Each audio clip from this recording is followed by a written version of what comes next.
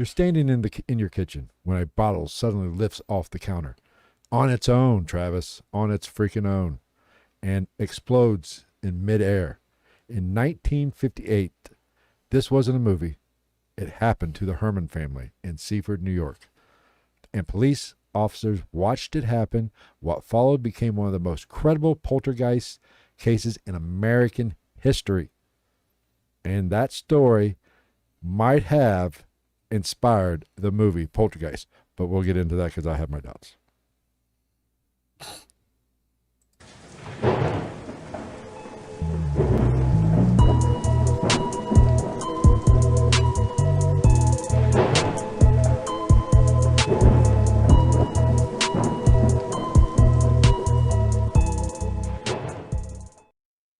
What is going on, everybody? Welcome to the GITM podcast, where we cover the true crime, the paranormal, conspiracy, and all that happy horse shit stuff.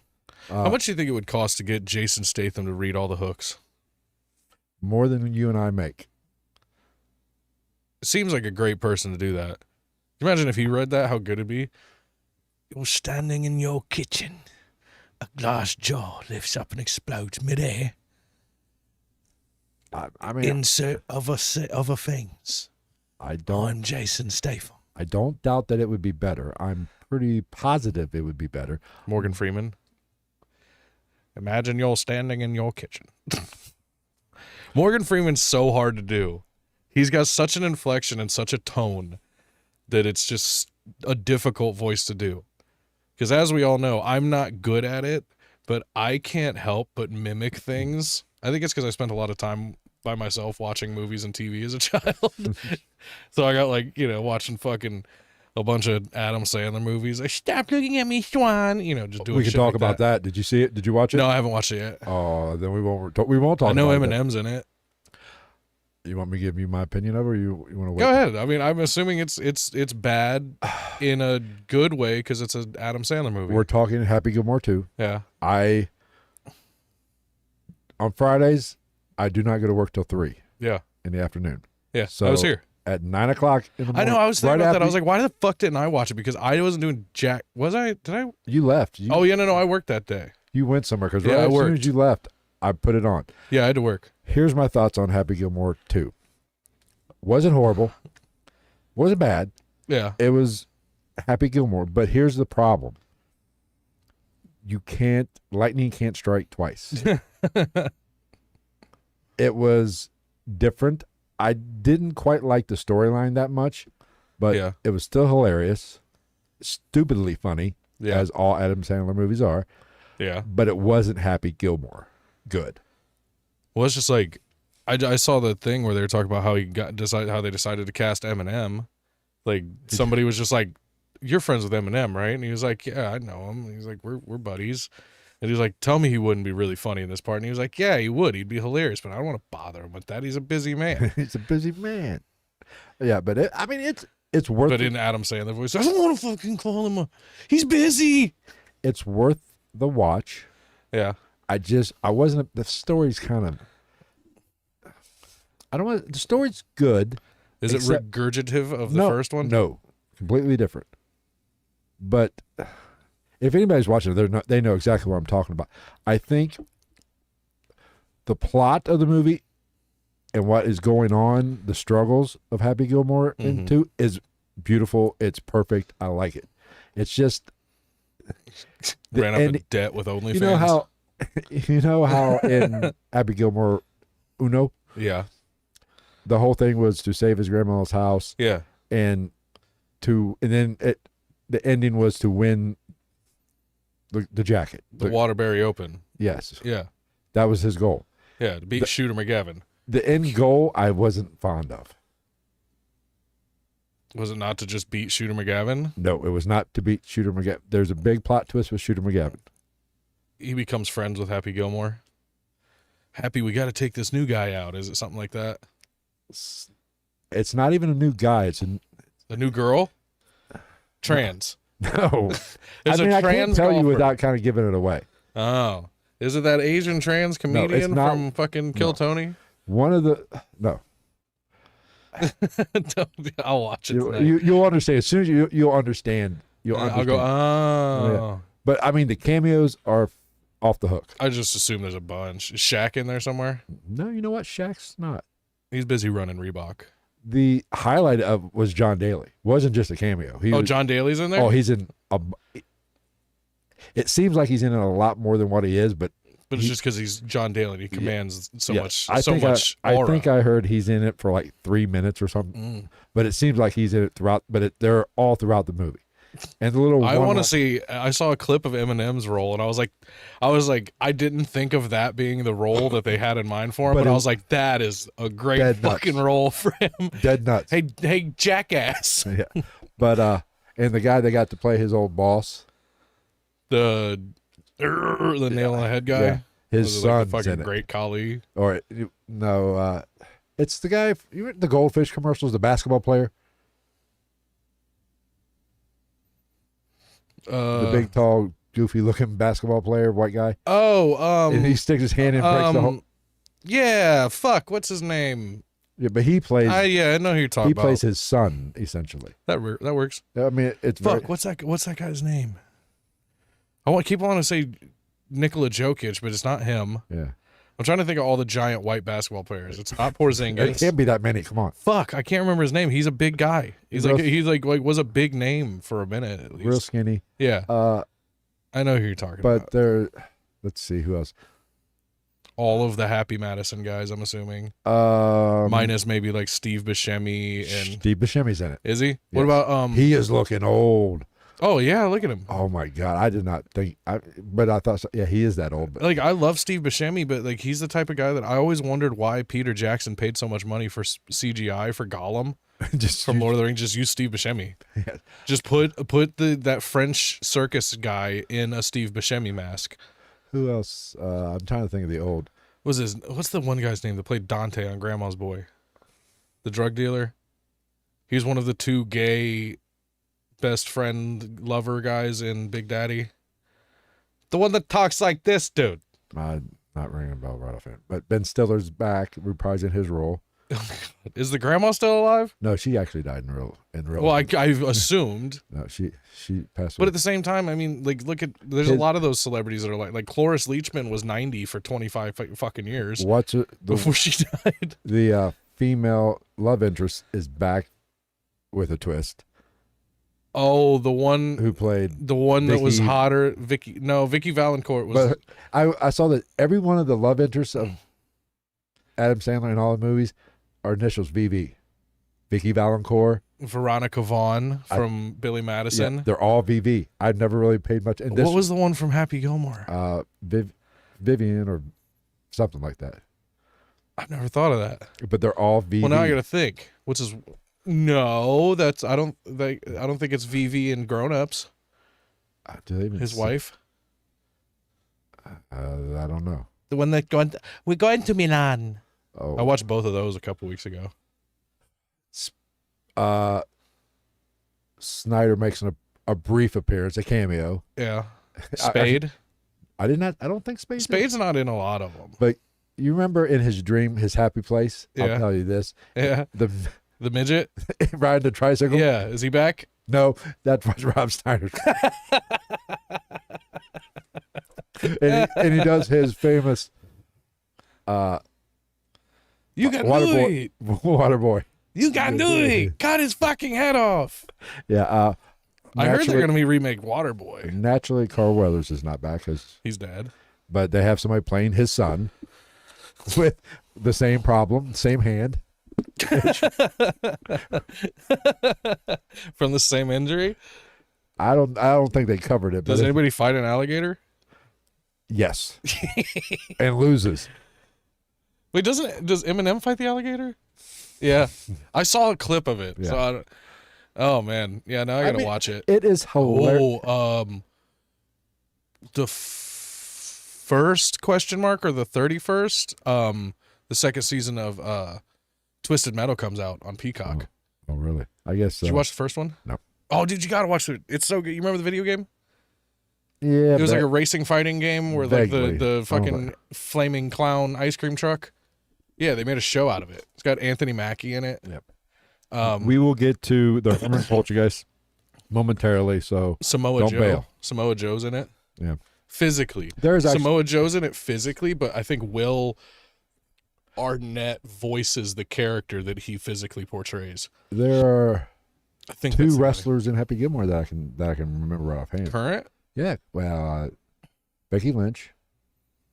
I know who of her. I couldn't pick her And out of a crowd. what's the guy from TNA? MJK or MG, whatever. Oh, fucking Yeah. know. Yeah. Anyway. All right. I So- watched like 50 episodes of Family Matters in the last couple days. Well, that's sad. I started from the it's just Wait, like is Family Matters with Urkel? yeah, Okay. yeah. They have it on HBO Max, so I just started it over from the beginning. That's sad. Oh, speaking of, That's sad, I'm not though. going to show the camera. I'll take your opinion on whether we should show the camera this, but I'm going to show you this that I recorded while watching it earlier, and I want to see your opinion of how terrible of a person I am. That this I don't even moment- see it. Terrible. That this moment made me laugh out loud when it happened in the show.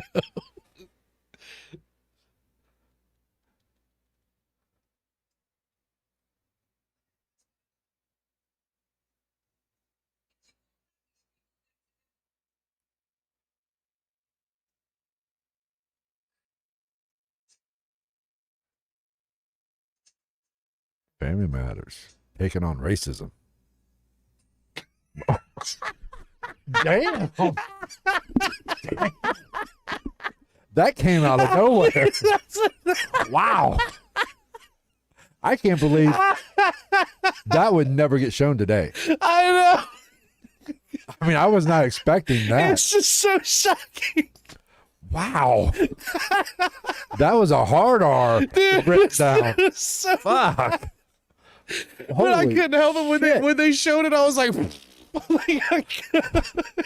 I mean, it was like a meme. It's literally like a meme today. Like that. I mean, I'm laughing because you don't expect. It's just so shocking and ridiculous. Shocking. What the hell? I was sitting there on the couch watching this. Oh no! Like, That was wow. yeah. Oh shit. Oh god. Oh boy, I don't know where to go from there. Anybody that knows me in real life, I'll show the video too. I feel like I probably shouldn't show the camera. Probably not. It'd probably get us taken down, even though it's not us. The that three did it. people probably watching wouldn't give a fuck. Oh god, I did, dude. I like. It's just so fucking like, right there, man. As soon as I saw it, Well, I just wasn't expecting that. Jeez. that's how I felt. And Oh boy. it is. It's like a meme. Like it's like a meme, a short. It's like sweating. a short that you would see where it's just like something happening and then boom, like. Okay. I also saw a guy make a shirt where he superimposed Einstein as a black guy, and on the chalkboard behind it said K equals FC squared.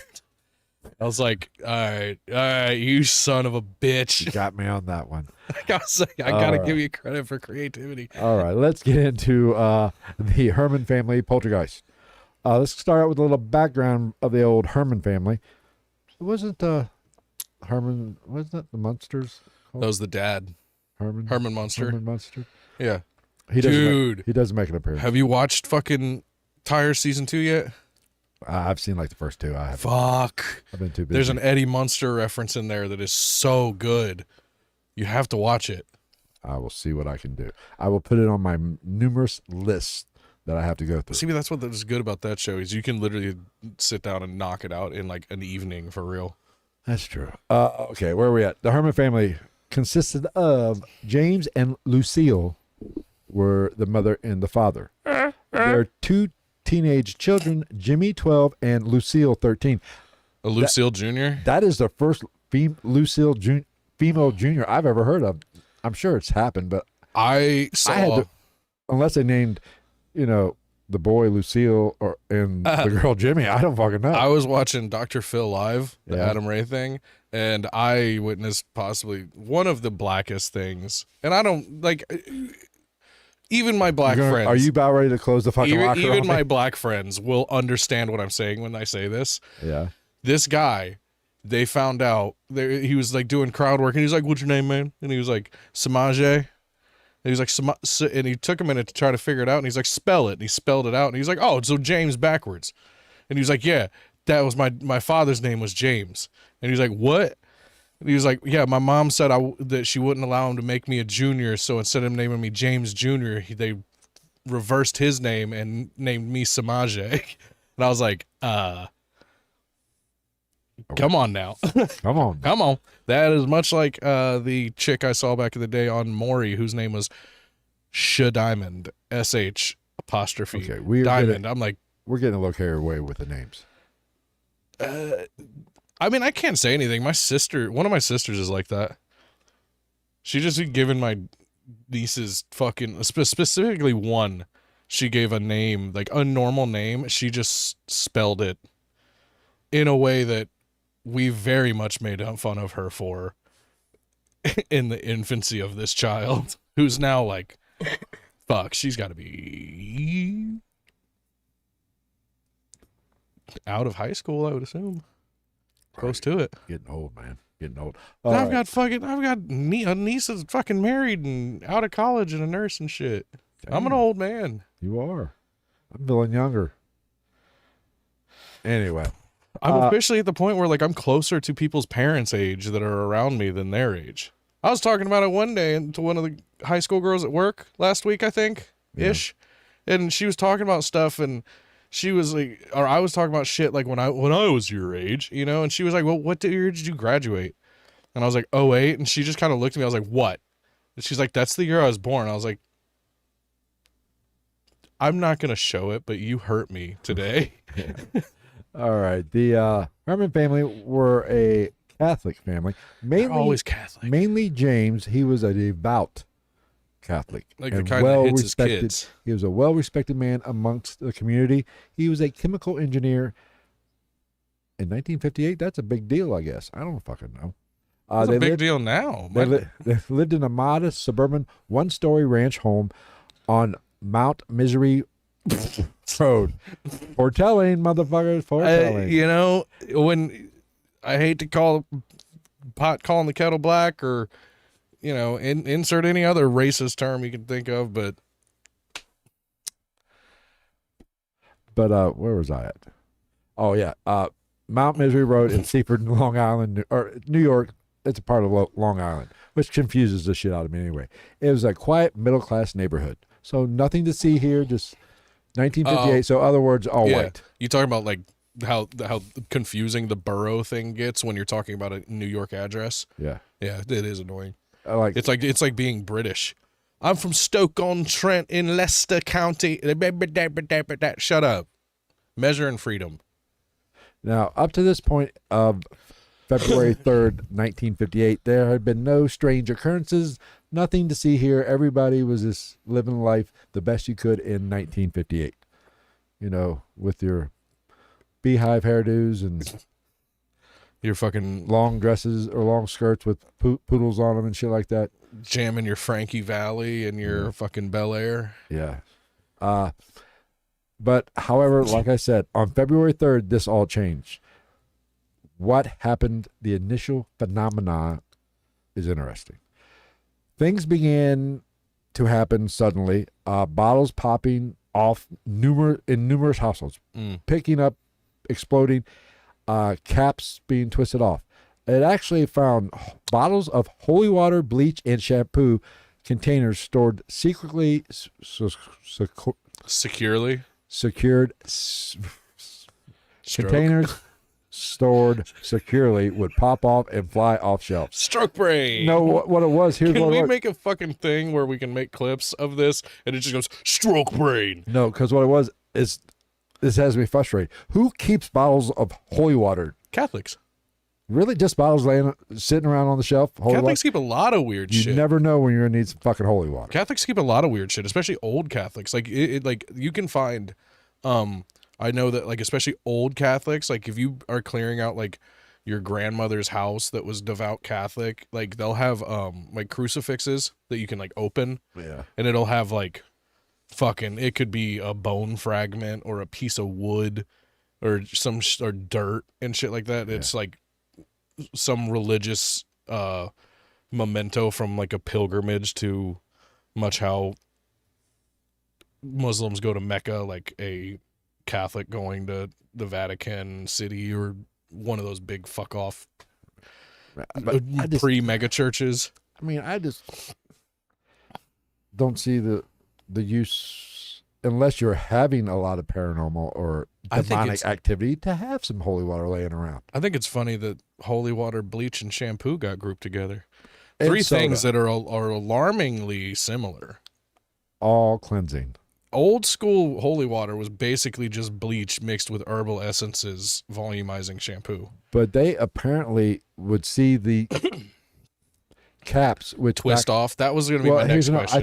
I think it said pop off. So I'm assuming like the holy water has to be a cap, but like some of the other stuff, like holy water, you would the hope bottles would be a cap where it'd have to, you need a not bottle. Like bleach and shit though. But no, that was just some of it. There were pop bottles, I believe, as well.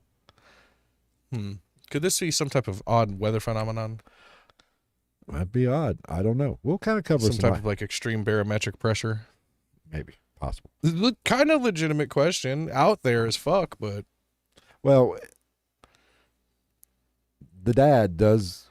He does. That's his line of thinking. We'll cover it. He kind of goes with that. The dad's just like, it was hot. It was a hot summer. Yeah. Shit was popping off. Yeah. Objects began moving across the room. Bookends, statues, and furniture shifted or flew through the air. It's all repetitive, I know. Also, just don't have bookends and statues. This isn't 1685. Hey, you need bookends. People Motherfucker, I guarantee you there's maybe 12 books in this entire house, and most of them are probably in my room. Probably. And most of them have pictures. If I'm being honest. Other witnesses saw these events as well. Police officers, local reporters, and building inspectors all observed these moving by themselves in time. The building inspector is the kicker. Reporters accentuate shit. Well, police officers in the 50s in Long Island were probably a bunch of alcoholic Italian and Irishmen that like to hit their wives. Well, They were no Carl Winslow from Family Matters on HBO Max. No. Over time, the number of bottles... I'll never get that image out of my head. Over time, the number of bottles that uncapped themselves grew to over 70. Oh, so we're talking about some rich people. You got 70 plus bottles of anything. This is over time. We're over time. This is over a period of, I don't know exactly how, but I'm assuming weeks. Got to replace the holy water. Yeah, things begin to escalate as they normally do. Objects begin to move independently. Statues, blah blah blah. We stop having that. Statues. A night table. What the? An end table. I was like a nightstand. I would assume a nightstand or a bedside table. That sounds very proper. Yeah. I have to retrieve my new night table from the carpenters today. It's got one of those keys that opens 7 different things. This actually flipped over in front of police. Objects reportedly hovered and were thrown by unseen forces. All activities occurred when both children, Lucille Jr., which just sounds weird, and what was Lucille too? What was the boy's name? Fuck, I done forgot. Jimmy. So we had James. We had basically Junior. Sounds like a shitty sitcom.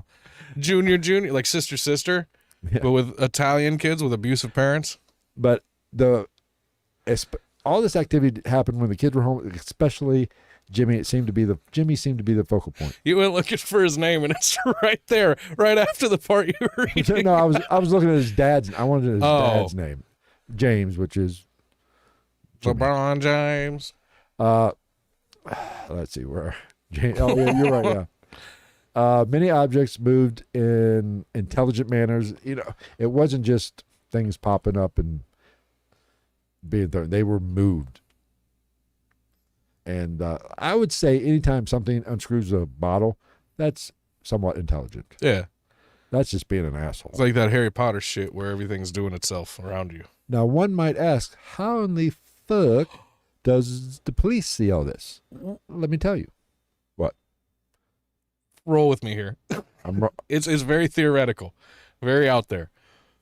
What if we might be dealing with a situation where there is a Harry Potter-esque thing going on in this world. You lost me in Harry Potter. And there is the Muggle world, as there is in Harry Potter, and then the Wizarding world.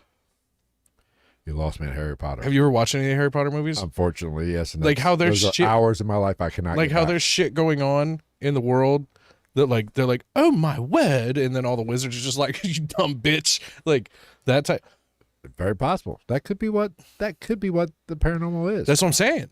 Like it's far fetched as shit, and I'm not saying like literally wizards and witches and shit, but like, what if there is another economy amongst us that we don't know about that just does this shit? I believe that it goes along with dimensional. I've often said, or I forget, I can't take credit for it, but I believe Jason Hawes from Ghost Hunters even has talked about this. What if what you are hearing is just another dimension? The ghost, you think you're interacting with a ghost, but you're interacting with the parallel universes which exist. Something that's not there, but it's there. All in the same plane. We just can't see it. They can't see us. But sometimes there is crossover. There's a bleeding through. Right. Yeah. Or so I would think it's funny, and I believe think it's funny that if at night parallel universe or universe A and universe B are in the same location, they're both ghost hunting, and there's a time and they're just hearing each other. Maybe that's the 3 o'clock thing, the witching hour. Yeah. Maybe that's just a thin veil in the space-time continuum between these realms. That's possible. I don't know. I mean, that is very possible explanation for paranormal activity. Or Albus Dumbledore is just being a fucking dick and he's walking around fucking with people. Now, one might ask, how in the world did the police see all this activity? Especially the 50s. 50s New York cops. Whoa, hey, what's going on here? Where's my billy club? There's an easy answer to that. Shit started going down, and they called the police. They called the popo. It threw the holy water, boss. Oh, whoa. It's moving the black bottle. Shoot it. Not in my neighborhood. No black bottles running around my streets. They were called repeatedly and had to make several destination trips to this house. Shit. Like a destination wedding? The Herman's called again. Fuck. It was probably a joke. It's just a bunch of Joe Pesci's and cars. Just, these motherfuckers. Officers on these trips would witness things. Heavy bookshelves falling over on their own. One officer watched a bottle levitate 6 inches in the air and come crashing down. Hence, the thumbnail. Kind of another off-the-wall theory. Are we sure that this maybe wasn't like a mob area and they're just looking for any excuse to cover up domestic violence? No, I don't think so. This got way too popular. Some mob guy's somewhere right now, and he's like, motherfucker, we never thought of that. Yeah. We should have used the ghosteses. We could have got away with, hey, come on, gabagool. I should have been a gabagool. The chief of police was so concerned about this, he opened up an official investigation on what was going on at this house, which is unheard of. Even in today, I would find that strange in today's society, let alone in 1958. Yeah, I mean, honestly, it kind of makes more sense back then to me, just because of the heavier weight of the influence of religion on people. You know what I'm saying? Like, I feel like now people would look at it more scientifically, whereas back then they were like, the devil's in Long Island. I don't know. We're going to need priests this shit. That's possible, I guess. The case was taken very seriously due to the credibility of the witnesses, being other police on some of their calls, experienced stuff. The police investigation into the Hermann family haunting was very, very extensive. This is one reason why this case remains so respected in the... Sorry, I was just reading the typos make me laugh. Well, I turned off. I got remains so respected-y. I like it. That? I'm making it a thing. Where was I? The reason for this is because, other officers saw it who are trained. Police officers are trained observers. That's why I take... They observe and report. even in 1958, I take their word a little bit more credibly when it comes to this or UFOs or anything else. When they see it, I take their account put more weight in their account than I do Billy Bob, who's been sipping on the moonshine in the back of a truck. Yeah, but my only hang up is the NYPD part of it. Well, see, it's not. I don't think. Especially in the time period. See, that wasn't Long Island. Isn't NYPD? LIPD? Lipid? I'm pretty sure. I would venture to say, Long Island has a. It's not in the city. Mm. Well, I don't think. I could be wrong, but I do not think. As long as it's not the LAPD. The LAPD fucks everything up. That's true. Okay, where was I? Nassau County. I'm trying to get. I lost my place. The police whatever was it? This is blah blah blah. Over the course of a month, in the Nassau County Police Department, I became so involved that they stationed officers outside the house. They ran a stakeout on that. What the fuck good is that gonna? Like, I get the thought process, but what are you gonna do? Well, you have to observe and report.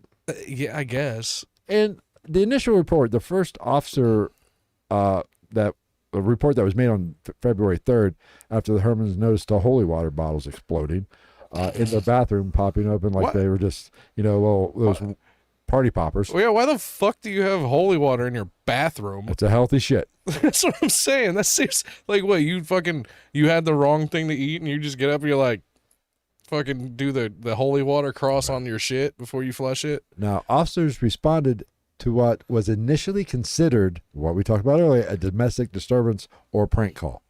However, after multiple calls from the family reporting similar phenomenon, they began to take it more seriously. Detective Joseph Tozzi, Don't get yourself in a Tozzi. Became the lead investigator. Additional patrol officers, supervisors, and plainclothes detectives visited the home over various times over the next couple of weeks. Several officers witnessed events themselves. Direct observation. Officers reportedly saw bottles of holy water explode on other occasions, fly across the bathroom, which, once again... I think it's weird that they're in the bathroom.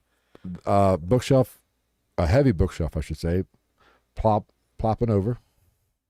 Because, people did read back in 1950. Me, I just listened to Audible.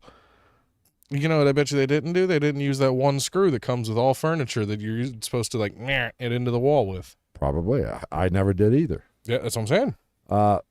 Let's see, what else? Porcelain figurines flew across the room and shattered. Sorry, I saw that one bullet point, and I thought it said search for hookers when I first looked at it. Hey.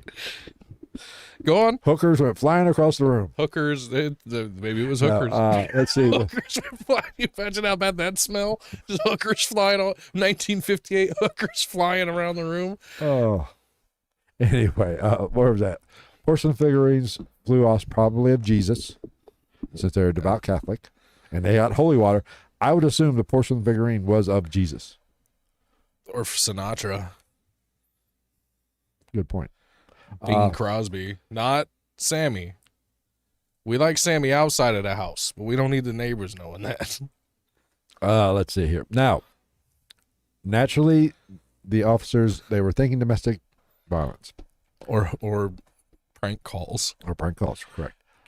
They also initially, when you first hear this, if you're a serious detective or police officer, you're naturally going to look for hoax. This is a hoax. So they did search for hoaxes, not search for hookers. They did not search for hookers. They searched for hoaxes. You didn't have to. You just went out after 9 p.m. when everybody was in bed for 2 hours already.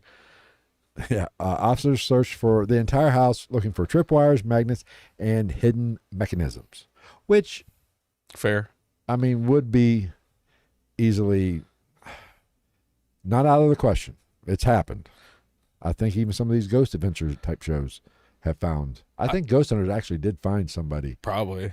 That set up some shit. Like a laughing voice, that was triggered when a door. Yeah, I think, if I remember correctly.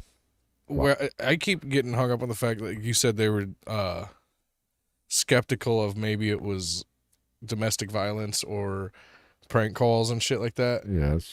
And I still can't get it out of my head. Like, did you imagine how bored you have to be in 1958 to take the time to do prank calls on a rotary phone? You gotta remember, I'm of the age. I know, but could you imagine? No, it wasn't that hard.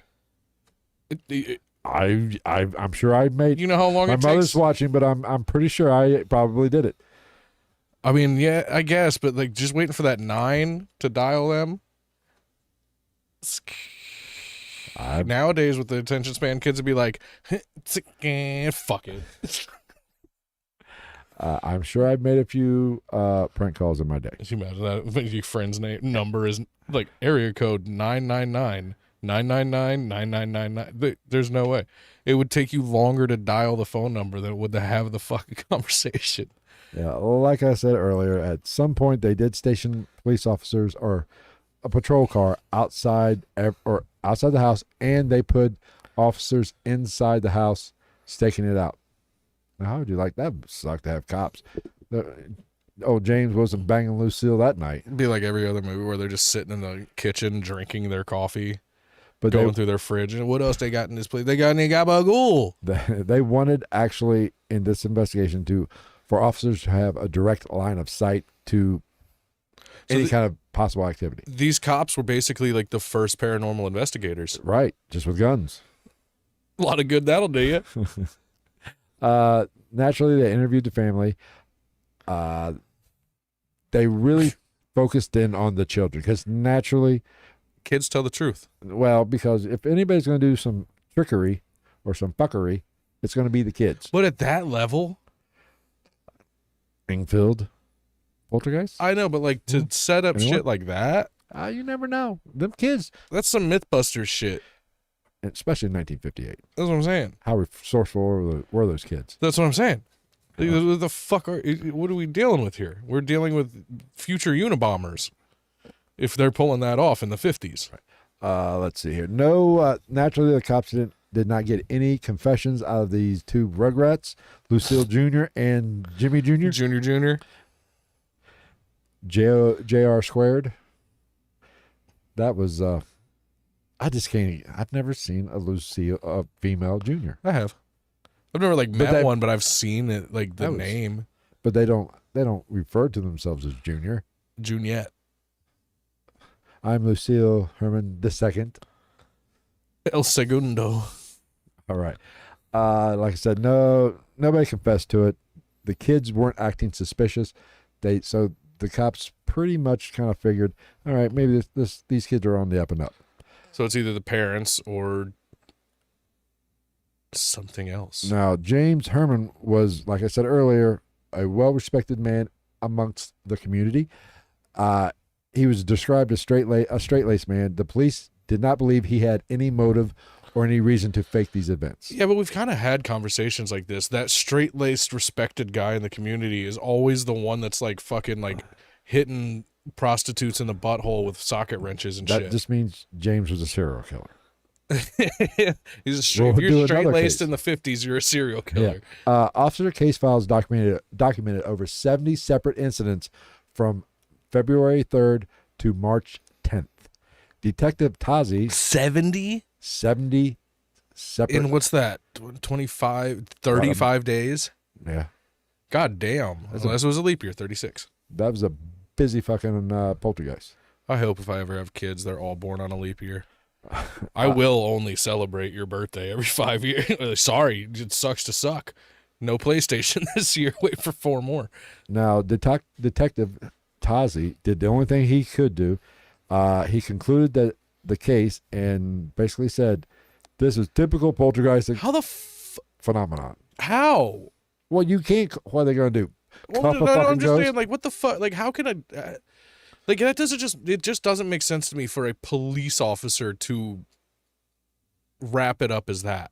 Well, what are they going to do? You're a cop. What are you going to do? I feel like you would be the laughing stock of the precinct. They'd be more of a laughing stock if they made an arrest. So basically this guy's like the fucking Will Ferrell from the other guys of the Long Island police at Fuck the time, if I know. with his wooden gun. Well, fuck if I know. That's basically what the old Detective Tazi said. Fuck if I know. The fact that you can do that as a cop is crazy. That you can just be like, I don't know, man. So who killed those 13 high school girls? Well, like I said, that's a little different than a fucking Casper getting pissy about some holy water. I mean, just in general, just like, bah. Which I'm surprised I never, in my research for this, now that I'm thinking about it, with what was going on with the holy water, Mm-hmm. why didn't like the local parish get involved? or why is there no talk of demonic activity? Yeah. Because you think if a demon was out See, in the Hermann's, The only thought process I could have behind that would be I could imagine the holy water probably, very possibly, being the easiest container to manipulate. You know what I'm saying? Right. I would imagine that would be the highest chance of not being like a twist-on cap or a pressurized cap, but just being like a cork and bottle, potentially. You know what I mean? Yeah. That's the only thing I could think of. Let me see something.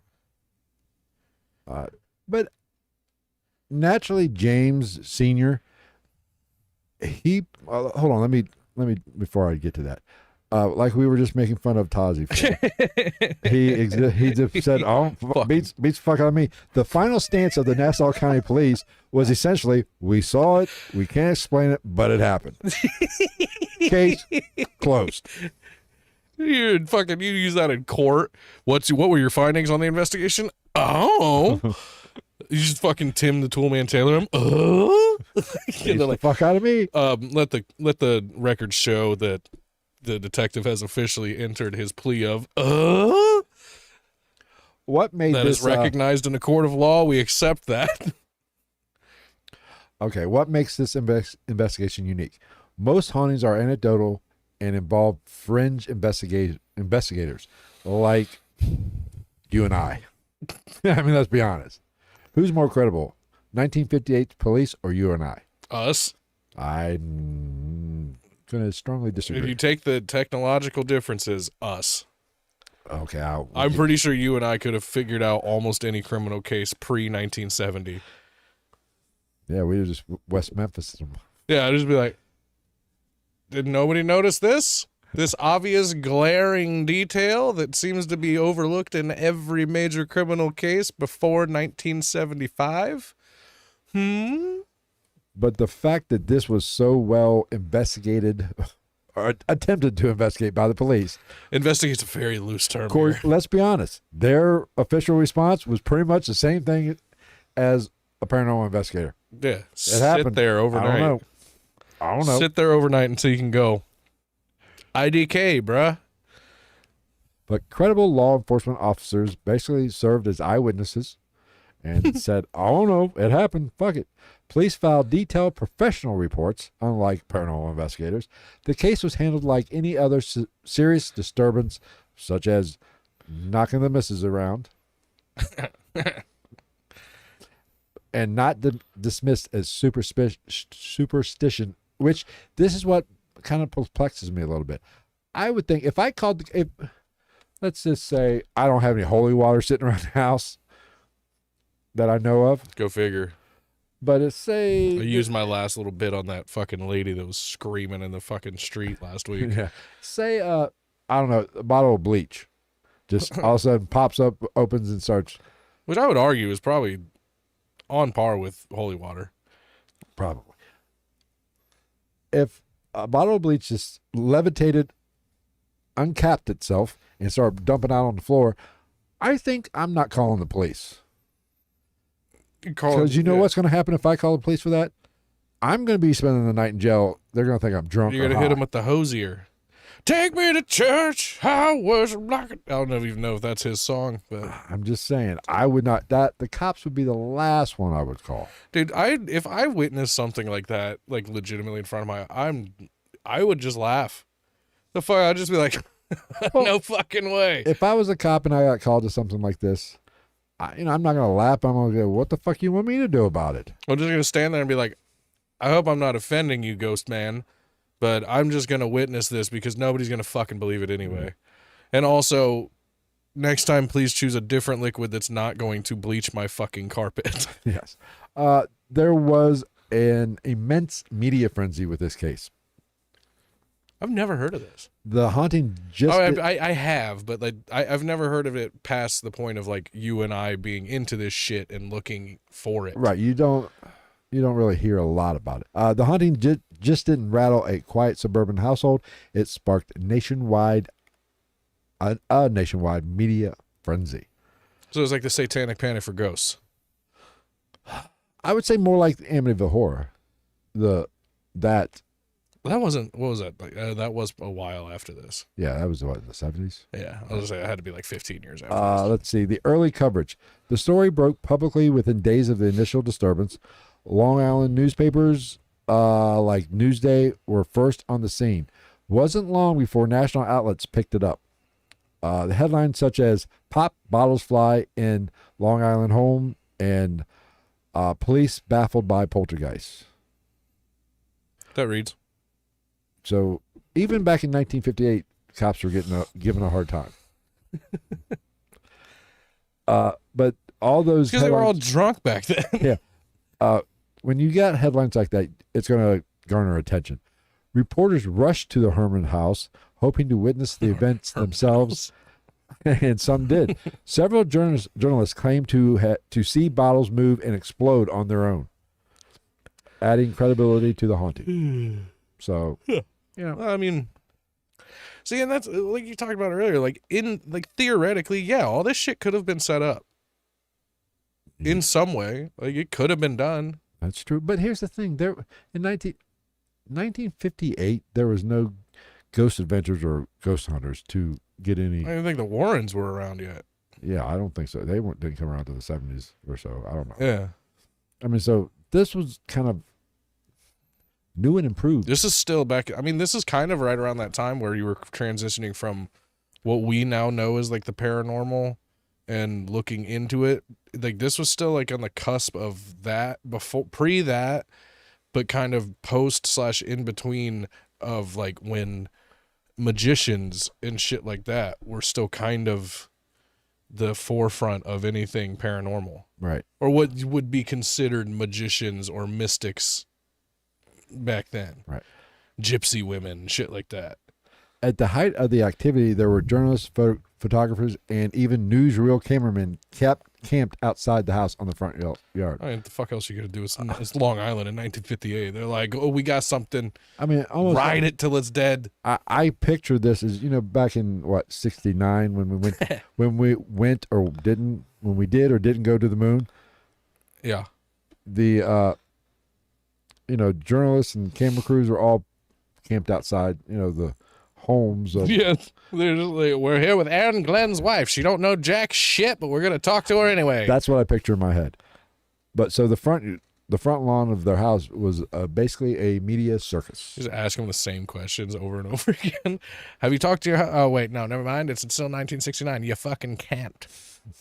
It just wasn't local papers and local TV stations. Major news coverage popped off on this. Life magazine ran a story with photos of the family and home. Oh. Time magazine, Look magazine, I guess, I don't know, and the New York Times reported on it. Articles emphasized that police were witnessing the events as well. Radio and television newscast caught wind of it. Excuse me. The haunting. We're both dying tonight. The haunting was discussed on Coast to Coast radio shows. Not Coast to Not Coast Coast AM. to Coast AM, no, but from Coast to Coast radio shows. We could do a whole show on Coast to Coast. Yeah, talk show hosts made light of it, but others treated it with fascination, calling it America's first televised haunting. If it wasn't so early on, I'd say it was probably that bitch Joy Behar making fun of it. Probably, or Whoopi. Whoopi. The Black lady with a clown first name and a Jewish last name. For Whoopi Gold, where the fuck do you pull that out from? There's no way that's her legal name. Yeah, I don't know. Well, maybe now, but in my mind, there's no way she was. Who the fuck is born black? And they go, "This is my newborn child, Whoopi Goldberg." Like, the fuck are you talking? No, racist, but no. just hard no on at least Whoopi. Whoopi. Like, what, name for birth certificate? Whoopi. Spell it like the cushion, you fucking idiot. All right. Walter Cronkite, then a prominent You said it wrong. Walter Cronkite. A prominent CBS journalist. This was before he was the anchor of the CBS Evening News. So before his peak, Do we have a brush? Walter Cronkite. Briefly reported on the Hermann case during a news roundup segment in early 1958. So this shit took off fast. Yeah, it's only a couple months. He doesn't say it was like 30 February, days? March of 58, and then days? Still in early 58, Walter Cronkite's talking about it. The case was later dramatized and referenced in early TV mystery programs and documentaries about real hauntings, which apparently that was a thing. Even back in 1958, there was, How the fuck would we know? My dad would have been 3. I think my mother would have been 8. My dad I mean, no offense to your mom, but like, that's crazy that my dad was that old. Yeah. It's kind of crazy that I'm as old as I am. I'm just saying. Like, I'm what, 20 years, almost 20 years younger than you? No, you're how old are you? 18 years younger than you. 17 or 18, yeah. And my dad would have been 71. No. Yeah. 55? So he'd been 50 in 05. So he would have been 60. No, he was 50 in 05. So he'd be 71 in 2026. Wait a minute. If he was born in 58, 55. 55, That so makes him 50 in 2005. So he would have been which was 70. He'd be 70. This year. Yeah, this I year. was going to say 71 coming next year. Yes. Yeah, you said Yeah. 78, I thought, or something stupid No. like that. Oh, We're not that dumb. okay. It's just like, No, that's right. I thought you said 50. He was born in 58. I'm sorry. That's why I was. He was 63 or 67. He would be 67. damn, I had an old dad. Yeah. Anyway, where was I at? No wonder he's dead. As the news of the news of the haunting spread, the police were under pressure to find a natural cause and explain what happened. They publicly stated that they had no evidence of fraud or any natural explanation, No shit, it's 1958. which was unusual for a law enforcement agency to say. Beats the fuck out of me. I don't know. I'm still leaning on the time period. There's a lot of shit that went, and they just fucking brushed it under the rug. Now, James Sr. was fully. He was like I said, straight-laced. He didn't really buy all the paranormal shit.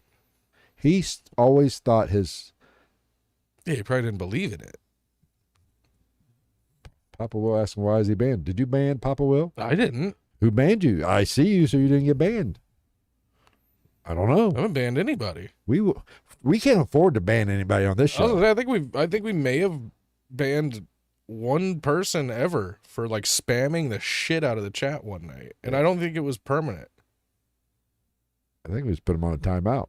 We're not. We accidentally put Gonzo on a timeout the one time. Whoops. Yeah, no, I haven't banned anybody from our channel. Yeah. Sorry, Papa. That might be a YouTube thing. Maybe YouTube don't like you. Where was I at? Exactly why I didn't show that video that I showed you that we laughed our asses off about on camera. Because we would probably get a strike for that. Yes. This is so good. I'm going to show so many people that video. But a lot of this was... Okay, this is a poltergeist activity. And this, for a refresher course... Huh. Go ahead. I'm just reading what he said. This is a poltergeist activity. And as a fresher recourse, or fresher of what a poltergeist is, a lot of people... It's a demon. No, a lot of people think things are poltergeists that not necessarily are. When things start moving around, okay, yes. That's traditional poltergeist activity, which leads me to, how old was the girl? 12 and they were 12 and 13. Okay, there you go. But it was centralized around Jimmy Jr., not the girl. And it can be male. Generally, a poltergeist... See, a poltergeist isn't a ghost. No. A poltergeist is... This is why the movie Poltergeist was so stupid, It's like an amalgamation of multiple different aspects of like telekinesis mixed with energy. It's not a haunting. Not traditionally, no. No. I mean, I'm sure that they could be connected. I'm sure that they can kind of like feed off of each other. The premise of a poltergeist is generally a young, and it's generally associated with females, Pubescent females. is causing the activity Yeah. telekinetically, Yeah. if that's even a word. Like their brains maturing into something that we can't control but exists in our brains, and it manifests itself through a mixture of hormones in a charged atmosphere. team. Yeah. I mean, so, and I harken back to my last episode of the San Pedro haunting. A lot of people thought that was directed to Hernandez. Is that better? Hernandez. But she was just older. Mademoiselle Tortilla. But she was going through a bunch, and maybe her psyche or all the issues she was having caused the shit. Yeah. So a poltergeist generally isn't your prototypical haunting. Now, it can be male, too, and they... Or I would argue, you could also... Well, I wouldn't say I would argue. You could also make the argument that maybe if you want to go with the traditional manifestation of a poltergeist, it's formulated by the daughter, but affecting the son... Maybe for multiple reasons. Maybe it was combined. Or even like the girl has a sibling rivalry as usual with the brother, and it then is kind of affecting the brother subconsciously and through her. I don't know the situation. I didn't dive that deep, but in 1958, maybe there was some abuse going on of both children. Which I would say pretty likely. I would think in a Catholic home in Long Island in 1958, I would have to say it's pretty likely that there was at least some. So maybe that was what was charging both children, and it was causing the activity, the poltergeist type activity, because of what the children were going through. But like I said, I'm picking up what you're putting down. Most of the activity seemed to be central around JJ Jr. That little rascal. The male, not Lucille Jr. He's a tomfool. He's a shenaniganizer. But I don't. If both kids are being, and like I said, is that a dog? I think so. I don't know. I thought that was one of the crackheads for a second. This was just me being hypothetical. Yeah. Thinking, no way. About both. I did not read anything about any kind of abuse, but that would kind of make sense. I'm not accusing James Sr. of. Yeah, I'm not accusing these parents, because maybe they were perfect parents, but you're just going off 1958. Yeah, there were some butt whoopings, especially not in the home.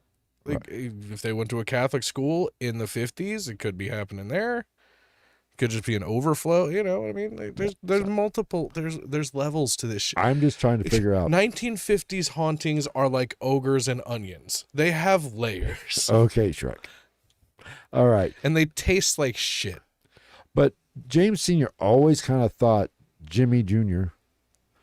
was kind of up to shenanigans, because he really didn't buy the paranormal that much. He was more, like I said, straight-laced. He was like, I ain't buying the bullshit. Junior's up to some shit, wanting some attention, because I whooped his ass with a belt last night. He got a little of the buckle on there. He was probably a little troublemaker then, I would assume. Probably. But within police investigation, they didn't, but how, they said they did a thorough investigation, but let's be honest. How thorough were they? I mean, did they? Right. Yes, they saw some activity. They said I feel like this was the kind of investigation they wrote out with pencil and went back and erased shit when it changed. Yeah. Now, naturally, as anything goes on for a period of time, there is a backlash, and the media did eventually turn on devil worshippers. Some journalists started to suggest that it was a hoax for nothing but attention, despite police testimony. And you'd have to be pretty ballsy to try. If it was a hoax, while you got cops police officers sitting in the house, in the room, to pull that shit. I mean, that's kind of ballsy. That's Ocean 11 shit. It's got to be very well put together. Yes. And in 1958, how good was the technology? Unless, I mean, That- the 50s, hardcore Catholics, It's one thing you to just do some weird shit and the cops are just out of there. Hey, Maron! It's one thing to fake a YouTube video, or Right. or show. Or like that old man that had the giant penguin feet Yeah. that walked around a Florida beach for like 30 years. Did you see that shit? No. Yeah, he made these like giant penguin prints that he would like strap onto his feet, and he would go out and walk the beach in the middle of the night. Well, And for like 20 or 30 years, there legitimately became that's this not like what I'm picturing. this in my head. hoax. You said strap on. That's not what I'm picturing in my head. But he legitimately for like 30 years did this, and there was actually like formulated a urban legend of this like giant penguin cryptid creature that would come up on land and hunt and shit like that. And on his deathbed, he was like, "You guys are fucking dumb. I got them in the garage. I don't even hide them. They're next to the paint thinner." Where was I at? Where I'd say, yeah. The Hermans never profited from anything with this haunting, which in 1958 you would not. It was a little early to really turn this into a cash cow. 1958 did not have Zach Bagans. And like I said, the Warrens weren't around yet. They weren't searching for demons just yet. In fact, they were more, being a deeply religious family, or especially James Sr., they were actually, I should say he was, and probably the mother as well, was more embarrassed by this. This was an embarrassment to them. Yeah, especially because they're getting all kinds of Exposure. like shade Right. thrown at them for Right. what might be going on. James Herman begged reporters to leave his family alone and stated publicly, "We're just a normal family. We didn't ask for this." Which, You're not a normal family. Both your kids are juniors. yeah, you named your That's not fucking daughter normal. Lucille after your wife. That's not normal, dude. That's cult. That's culty. It is. We all have the same name here. We all share belongings and buttholes. Now, the cultural impact of this case, where movie. it ranks in history. Although not directly credited, the Herman case is widely believed to have inspired parts of the 1982 film Poltergeist. The suburban setting, focus on the children. documentary? No, the movie with Craig T. Nelson and the little girl that died. Yeah, it's a documentary. No, it's not. Craig T. Nelson, the funny black guy? No, Craig T. Nelson coach. Is that not the same name, though? Is the funny black guy that's in all the movies with like Danny McBride, is he's not Craig I don't know. Nelson? I don't know who you speak of. The guy from This Is the End. Take your panties off. That guy? I don't know what his name is. I'm pretty sure sorry, it's totally irrelevant, but I think his name's Craig Nelson. Craig T. Nelson is coach from the Coach? 1990s show Coach. Where he Yeah, coached- from Coach. Yeah. Coach from Coach. Yeah. And All what right. else? What else was he in? Anyway. Craig Robinson. Oh. That's the funny black dude's name. Oh, the bigger guy from Hot Tub Time Machine. Yes. Yes. I mean, let's be honest. Like, and the Pizza Hut commercials. how many big funny black guys are there at any given time? Like Oh, legitimately in film a lot. that people like actually know. Anyway. It was Faison Love for a while, and then I would argue that it was Craig Nelson or Craig Robinson. As far as big ones, and now we're getting into the one guy. All right. I don't know his name. Like I said, Lil something. this has often said they widely believe that it inspired parts of the 1982 film Poltergeist. The suburban setting and focusing on the children as targets of the supernatural energy. But hence the word poltergeist, as we just explained, poltergeist activity is always focused on the children 99% of the time. I mean, Actually, the San Pedro case that we covered 2 weeks ago, that's one of the only cases I've ever heard where they thought maybe it was the mother. or even something as benign and silly as like Jeff the Talking Mongoose. Didn't we do an episode? Yeah. On that? Yeah. Like even that was much more lighthearted and playful, I would say, in a way than this. But even that, like all of these stories has kids. Right.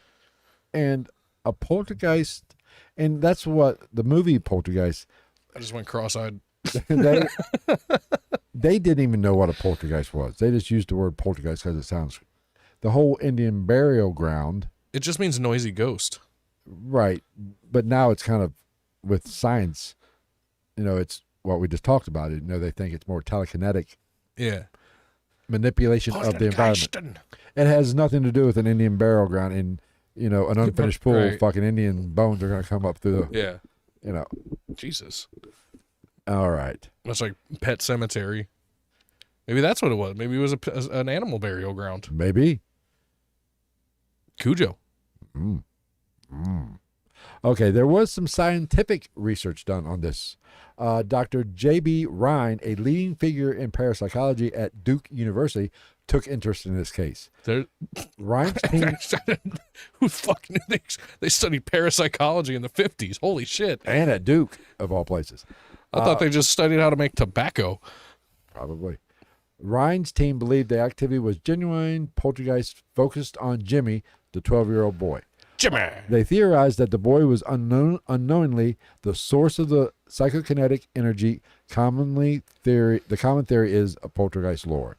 That's what we basically just explained. Yeah. Rhine's notes suggest a mind-over-matter phenomenon, not a traditional haunting. That is basically verbatim what a poltergeist is. Not a haunting. It's basically what's the Chris Angel type shit. Yeah. Their mind freaking. Sleight of hand. Yes. But so Dr. Rhine investigated this poltergeist. So in theory, we're talking about a Rhinegeist. I just now got that. I've explained that to so many people. The name of Rhinegeist Brewery. Rhinegeist. It's the ghost of the Rhine. It's located in over the Rhine, Cincinnati. Therefore, it's Rhinegeist, and their logo's a fucking skull. I don't get it. Dude, so many people. I'm like, it's like once it clicked in my head, I'm like, it's a fantastically simple name. How have more people not put it together? Right. That was a sidebar. Anybody that's listening to this anywhere outside of this area is gonna be like, what the fuck is a Rhinegeist? Now you know. Fine purveyors of Cheetah and Truth beers. Yes. About 18 others. The Hermans did not just rely on the police. They, naturally being good Catholics, went to the church and tried to get help from a Catholic priest who did come out and blessed the house. Even as a non-religious person, I would argue that would even be potentially my first step before I even call the cops. Now, I don't know exactly what the order was, but like I said, we're going from the third. I'm pretty sure the cops were called first.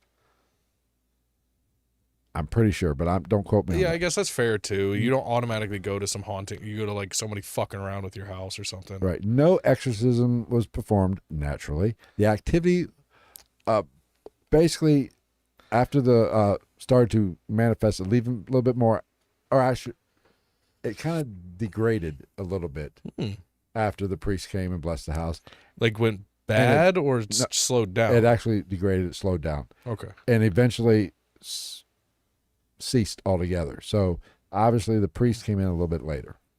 Some believe the blessing, not the science, resolved the issue. However, this is bullshit. Let's be honest. You're starting to sound like me. I'm just, if it is a poltergeist and the children are doing this, it's not a haunting. It's not demonic. I don't give a fuck what a priest does because it's not a spirit. It's the children. Maybe the children didn't get fucking beat on for a week. I don't know. Or touched in a no-no spot. My automatic thought too with that is the psychosomatic nature of being a young Catholic child and having a priest tell you that this should help. Okay. Calming down the placebo uncontrolled telekinetic. Okay. To calm them. Unruliness, for lack of a better word. But people want to say that No, I don't think that the priest didn't fucking solve it. No. He wasn't the cure-all. If you want to say that the children felt more at peace because of the appearance of a priest? Yeah. Okay, fine. I can buy Yes, that. I would say he planted the seed of calm. That in okay, them. I can go with that. I'm not going to go with there's no need for an exit. He didn't have can the exercise fucking that key. shit all day. He didn't have the key to the front door that is this poltergeist. Anyway, where was that? Aftermath and legacy of this wonderful story. The Hermans moved out shortly after, shaken but unharmed. Jimmy Shaken reportedly but lived. not stirred. Jimmy reportedly lived a normal life with no reoccurrence of any kind of events. Skeptics Until he killed his whole family in 1976. skeptics later suggested they'd still play in the hoax card or the hooker card, one of the two, whichever one you want to read. There's a bunch of just hookers throwing shit. or Hookers doing what hookers do, you know? or adolescent prank. But the sheer number of witnesses complicates that theory. And it's just like, for the amount of people that saw this shit, like, if this was the kids fucking around, this would have to be so well thought out. Right. That it's implausible. Not excuse me, I'm not going to say impossible, but highly improbable that these kids are pulling this shit off. Yeah. Especially in the 50s. Right. But the Herman Actually, in the 50s might make it more plausible that they could pull it off because they actually had imaginations. Right. But basically, the Herman case or this haunting became the benchmark for credible hauntings or the gold standard for. I guess at the time that's fair.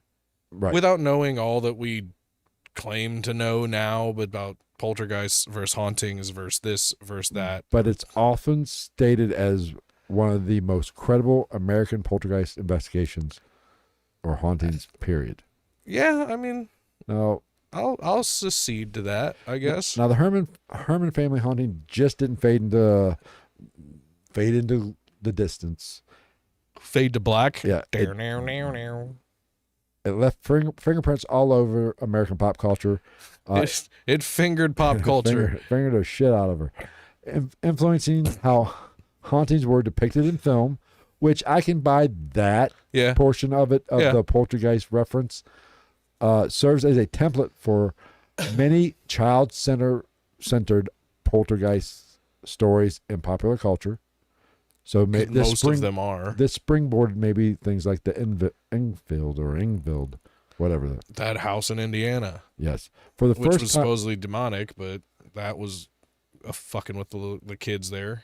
this was, as far as I know, one of the first times mainstream, big national newspapers and TV anchors like Cronkite covered a haunting without dismissing it outright as nonsense. It got all the meh guys off their ass. I'm here with Jimmy Jr. He's gonna talk about the ghostesses. Tell us here, Jimmy. Now, I always love critics. Basically, critics say all events could have been staged by the children. True, but like I said, that's hard for children to pull off for a month and a half and no cop catching on. Yeah. That's hard to do.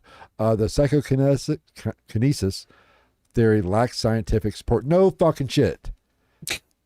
Thank you, Captain. The Motherfucking theoretical science doesn't have any scientific support. Yeah, it's kind of like quantum physics. It's all theoretical. I think there's some concrete to there's more concreteness to that than there is psychokinesis. But it's all unproven Vroom vroom. to a certain extent. Is that Mazda? Mazda. Vroom vroom. Police may have been misled by. No, they could not over a They were period in of the fucking house. 35 days. Yes, once or twice maybe, but over 35 days of. And when you're spending the night in the house and seeing the shit, I can't. Even I'm not gonna chalk that up to cleverly timed Yeah, pranks. I mean, like all the events. Some of these events occurred while cops were there staking it out, just sitting there, basically being ghost hunters. If these kids pulled any of this shit off themselves at the time, there is absolutely no way that one or both of them wasn't millionaires in movie and television production in their adult life. If they were able to pull this shit off, they would definitely be like the highest grossing fucking special effects management, whatever the fuck, Right. in the world at the time. Yeah. Now, If they were doing this at 12. yeah. I mean, these kids were sneaky as fuck. If Yeah. that's the case. I mean, They would be cinematic special effects artists for sure. They would have been making Jurassic Park in 1975. This would have been more plausible if the cops saw it the first night. I was, oh, this is some serious shit. And then never saw it again. And then they staked it out and nothing happened because I got some big balls. But AC/DC? I'm not going to try it 2-3 nights in a row. I'll do it. Try to once I see it, trick the cops. Yeah. As a child, without doing the same thing over and over again. Right. So I mean, but it was not. The only because even then, even if they were doing it realistically, it would kind of fall apart anyway. Because like I just said, it would kind of be like a haunted house, right? Where you can walk through a haunted house twice and you're going to expect this shit the second time. Because for the most part, it's not going to change. The same fucking picture is going to jump out at you and shit like that. You know what I mean? It's going to be recycled content. Right. I'm going to lean towards, I don't know if poltergeist activity is, I don't want to say real or is plausible. If it's a thing, it's a nice theory. It makes a little bit of sense. And if nothing else, it's a nice scapegoat too, depending on the situation. Let me ask you a question. What's more plausible, a poltergeist as we have defined it, or an actual intelligent haunting? A ghost? On paper, a poltergeist. I kind of think, because I do believe.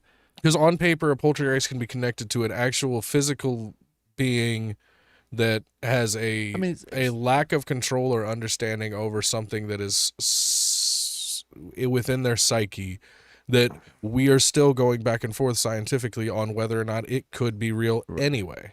I mean, what's more plausible, that or the existence of ghosts? An otherworldly being. Or being ghost. Yeah. Or even if you want to travel down the wormhole of demons, or demons, or like we talked about earlier, the parallel universe, the thinning, and that's what we're getting. Yeah. I mean, I think as much as I want to believe in an afterlife and ghosts and everything, the poltergeist version of a highly charged individual affecting the environment around them psychically, it's scientifically more plausible than an actual spirit world. Yeah. Or a ghost, an actual haunting ghost. Yeah. I think but it's an interesting thought experiment, which is more plausible. I don't know. They're both kind of out there, but to me, turn it down out there, you fucking kids. To me, a poltergeist activity might be more plausible than. It's because there's theoretical science behind it. I mean, to an extent. To an extent. Whereas ghosts and shit, there's not really. There is, but it's very fringe theoretical science. But that's all I got. That's all I got for this. But I do not. It was those goddamn kids. They would have got away with it too. It wasn't for those meddling It wasn't for those cops. meddling cops and their stupid dog. It kind of irks me that they want to say this inspired the Poltergeist movie. No, it didn't. Bits and pieces of it, maybe. It might have been taken into poltergeist activity would have. Children are more. I do believe this. If the ghost world or spirit world is a thing, children are more open to it. Yeah, because they're not jaded by, and they're not stuck in their ways. Yeah. They're not. Their mystery and imagination hasn't been taken from them yet. That is why children experience more spirit entities or whatever it is than grown-ass men. Yeah, like we talked about, like fucking imaginary friends. Right. That could be in this realm. So all of every haunting that's ever existed that has dealt with the children, not just poltergeist, it's all hauntings deal with children in some way, shape, or form. Yeah, because children are haunted. All kids have ghosts. And they're all little demons. Yes. They're all spawns of Satan. I think so. I mean, I've met some 2-year-olds that, That's what we're dealing with here. Every household that has small children has demons running around it. Yes. That's just how it works. That's the reality of the world we live in. But I don't Beelzebub is your little 2-year-old. I don't know. I mean, any kid named Damien, you know. I've always said if I have a son, I would probably, a very good chance I'd name him Damien. You tattoo 666 behind. No, I just like all of the fucking connotations and movies and shit aside, I just think it's a fucking cool name. I don't disagree. Like Damien's a cool name. I think if I would have had a son, I would have named it Phil backwards. Lip? Liff. Well, it wouldn't even be Liff because the H would be before the P. Yeah, so it's not silent. Lip?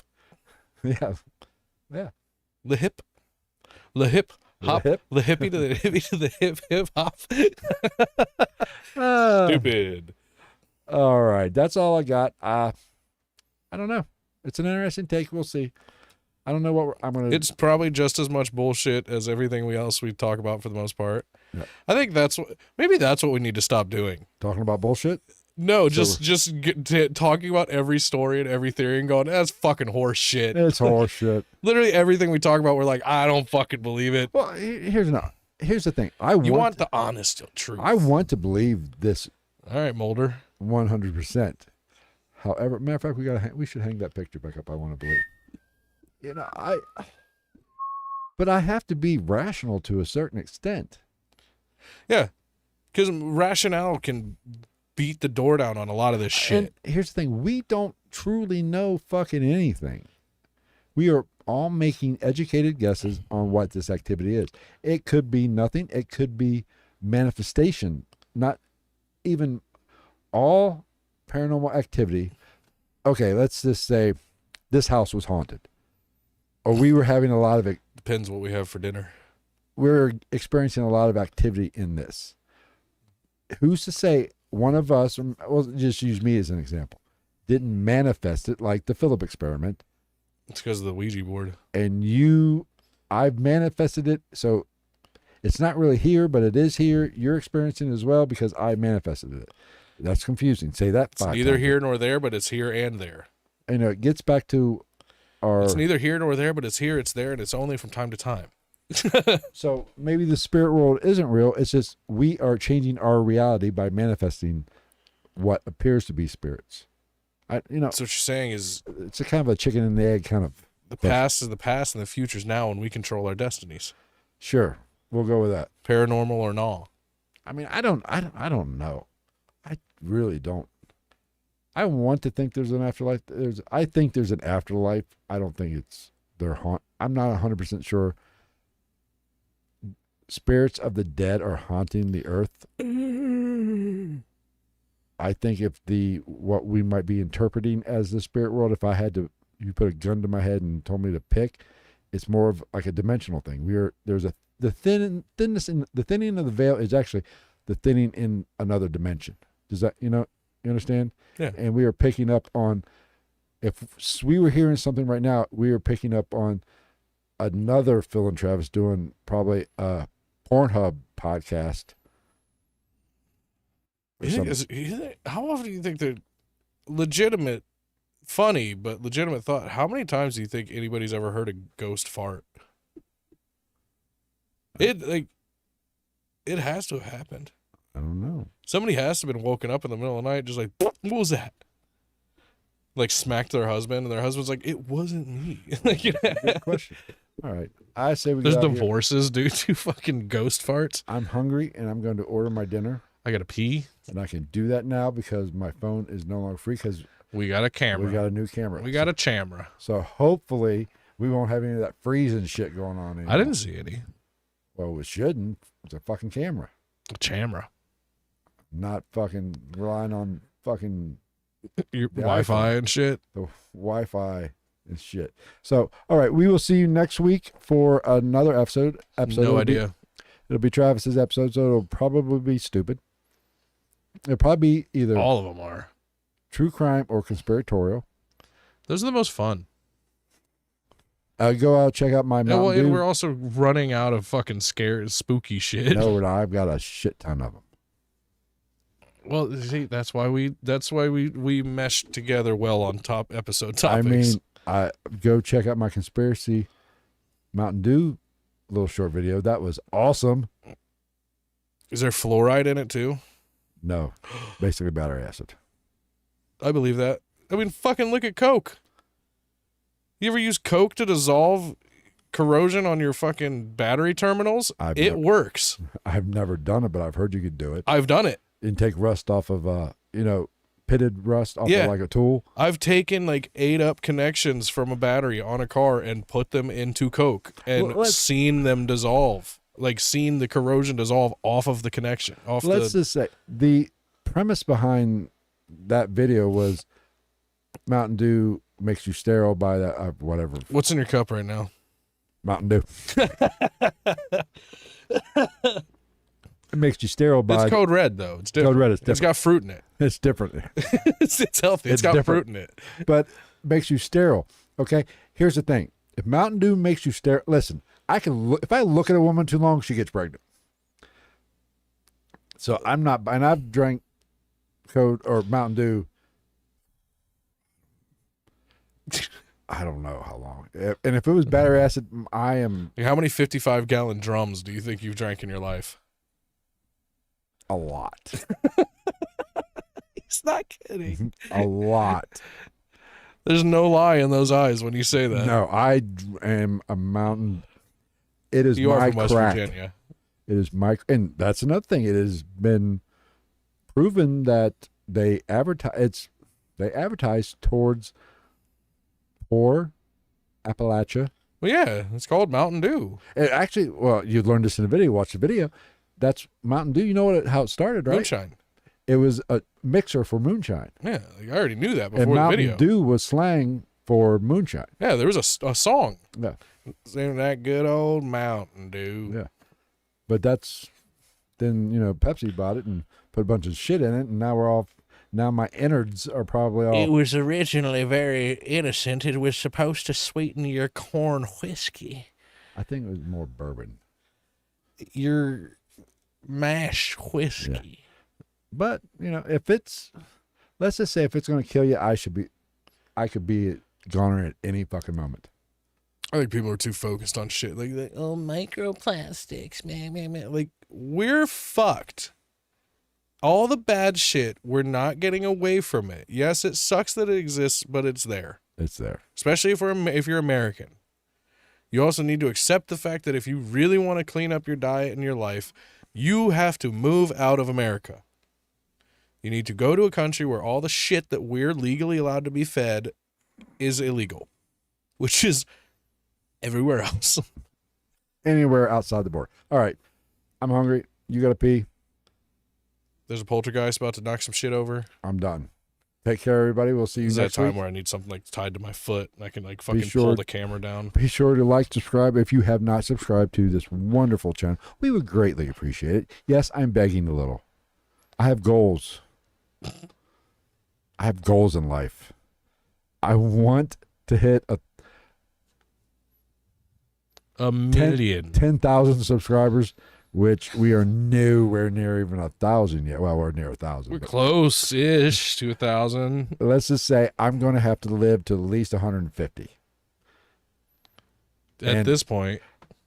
And drinking all the Mountain Dew probably going to limit that. So we're going to have to fucking go on a fucking subscriber binge. So we will see you next week for another I have a really fun-filled episode. wide forehead.